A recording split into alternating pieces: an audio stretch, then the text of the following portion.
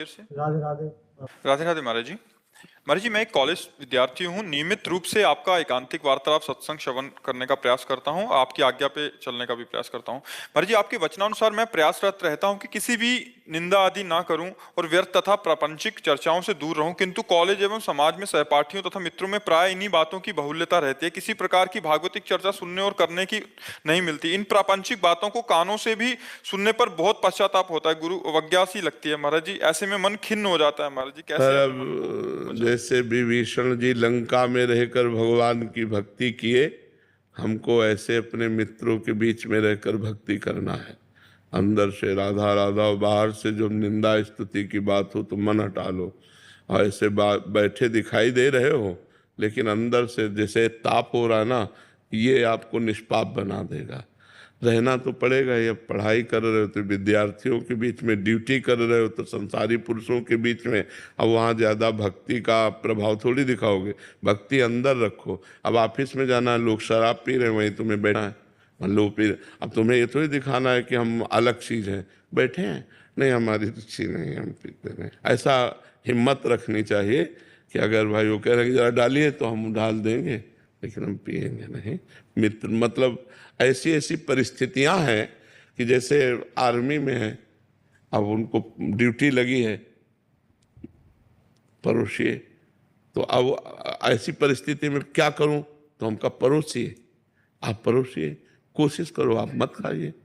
अगर आपको सत्संग मिला है, आप चाहते हो कि मैं ना खाऊं, तो आप मत खाइए और भजन कीजिए, पर परोसिए, क्योंकि आपकी ड्यूटी है। वहाँ अगर नहीं करते तो फिर आप कहीं दंड क्या भागी ना बन जाए।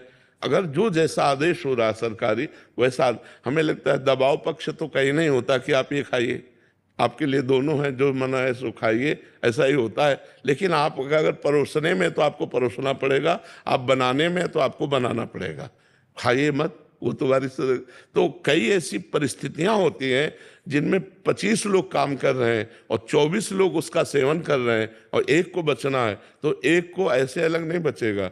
25 बैठो, पर 24 खाएं और तुम मत खाओ, और 24 से ऐसा प्रेम व्यवहार दिखाओ कि हम आप जैसे ही हैं, हमारी रुचि नहीं है, हमने नहीं खाना।